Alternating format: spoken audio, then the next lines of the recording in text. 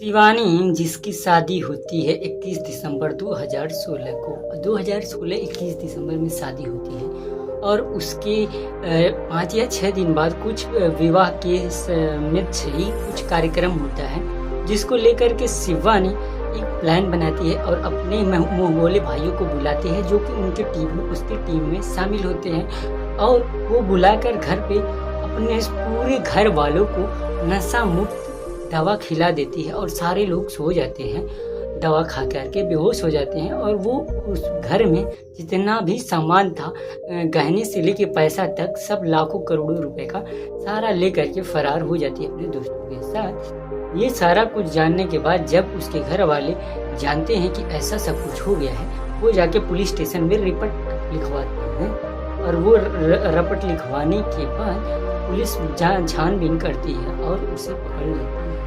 आखिर माजरा क्या था ये हम बताते हैं। तो हेलो नमस्कार, मेरा नाम है धीरज और अभी आप लोग देख रहे हो अपने यूट्यूब चैनल धीरज राव ब्लॉग्स। तो अभी हम बताने वाले हैं किस तरह से क्या क्या घटना हुई थी कि जिसकी वजह से ये दुल्हन कौन थी, कहाँ की रहने वाली थी, क्या जो भी है। तो चलिए शुरू करते हैं। तो शिवानी एक बहुत ही मतलब जो है मिडिल क्लास मतलब कि लोअर मिडिल क्लास फैमिली से बिलोंग करती थी एक लड़की और उसके भी गैंग में जो है उसके गैंग भी 2-4 लोग थे, ठीक है।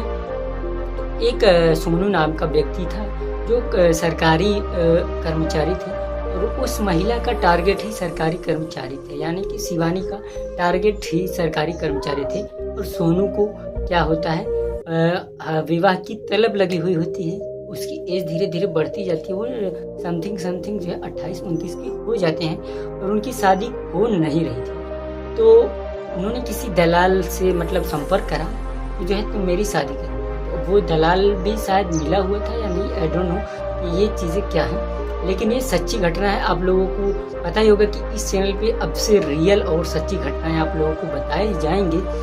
तो ऐसा कुछ होता है और वो दलाल से मिलते हैं। अब वो काफ़ी पढ़े लिखे थे, एज उनकी 29 साल हो चुकी थी और अच्छी खासी जॉब भी थी और पैसे वाले अच्छे घर से थे, अच्छे खानदान से थे।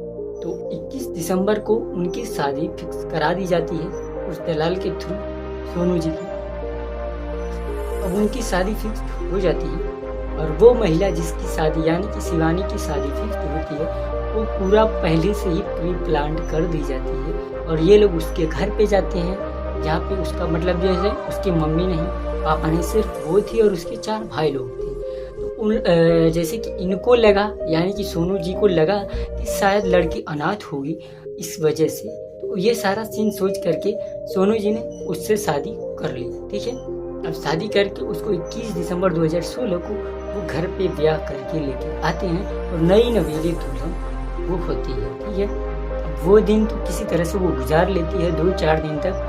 उसके बाद से जब चौथ, आई होप कि आप लोगों को चौथ के बारे में नॉलेज होगी, तो चौथ जब आता है तो उसके 4 भाई लोग आते हैं और उसके और भी 2-4 लोग आते हैं घर से, जो कि मतलब घर से का मतलब उसके फैमिली मतलब कि जो प्लान में शामिल थे वो लोग, ठीक। तो वो लोग आते हैं, प्री प्लान्ड थे सारी चीज़ें और खाना बनाया जाता है और खाना वही बनाती है क्योंकि मेहमान आने वाले थे अपने घर से, वो बताई थी कि मैं बुलाई हूँ और वह खाना मैं ही बनाऊँगी। खाना सबको बना देती है, सारे खाने में वो नशीला पदार्थ मिक्स्ड कर देती है जिससे कि सारे घर वाले बेहोश हो सके और नशे के तौर पे वो जो है बेहोश हो जाए ताकि उसका प्लान काम कर पाए, ठीक है।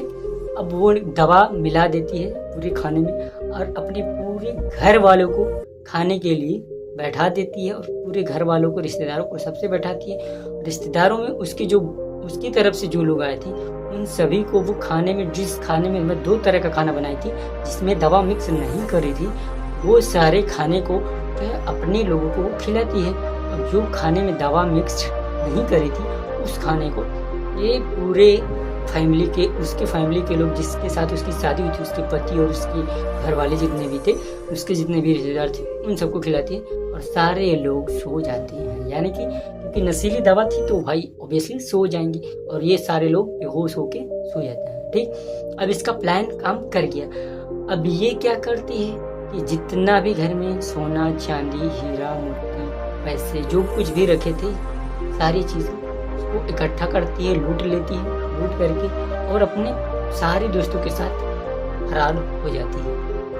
अब इन लोगों को, इसके घर वालों को एक दिन बाद मतलब कि करीबन 8 से 9 घंटे बाद जब होश होता है तो ये लोग सोचते हैं कि आखिर ये सारी चीज़ें लगती हैं खोजाहट होने, और पूछा जाता है सबसे पहले कि हमारी बहू किधर गई। और वो जो सोनू जी होते हैं वो अपनी पत्नी को ढूंढने लगते हैं, तो वो कहीं पे भी घर में नज़र नहीं आती है और उसके रिश्तेदार भी नज़र नहीं आते हैं।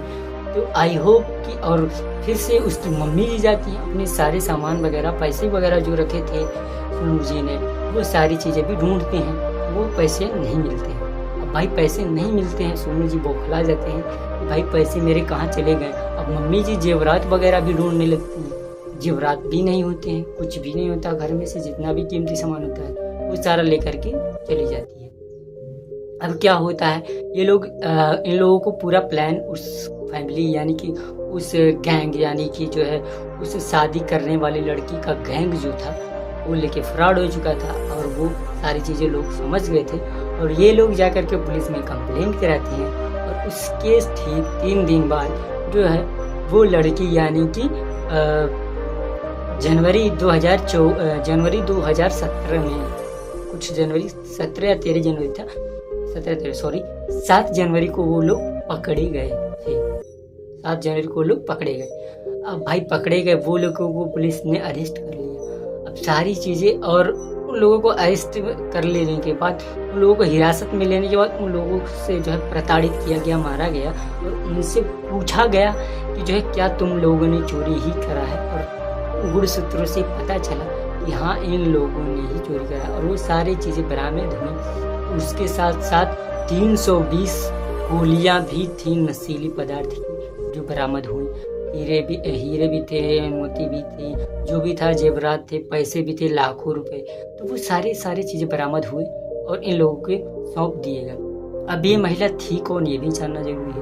अब ये महिला, मैं बता दूं कि जो है ये महिला एक गैंग के लिए काम करती थी और एक थोड़ा लोअर मिडिल क्लास फैमिली से बिलोंग करती थी।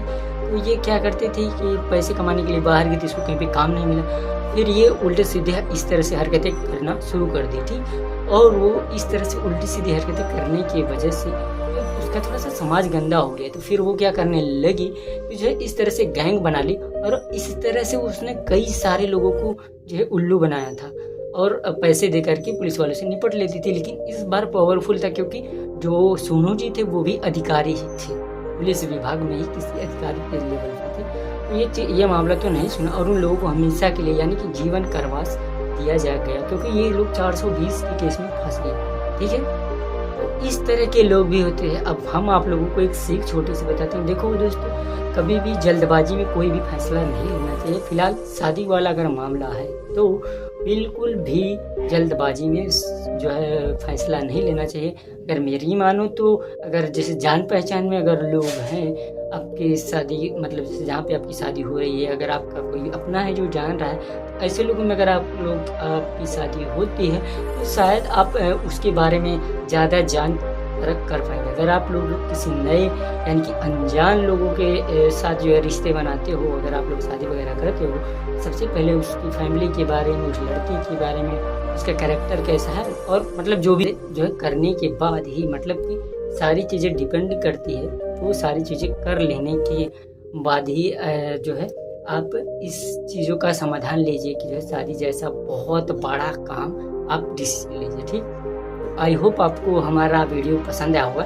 तो अगर ये स्टोरी सुन के आपको कुछ मतलब सीख मिली होगी कि हमको ये सारी गलतियाँ नहीं करनी चाहिए, शादी से पहले चीज़ें कर सकते हो। आई होप कि आपको पसंद आई होगी वीडियो पसंद आई है तो लाइक करना, शेयर करना और चैनल को सब्सक्राइब करके ऑल पे सेलेक्ट कर लेना, ताकि जब भी मैं वीडियो अपलोड करूँ आप तक सबसे पहले पहुँचे। तो बस आज के लिए इतना, तब तक के लिए जय हिंद, bye bye, take care, I love you all.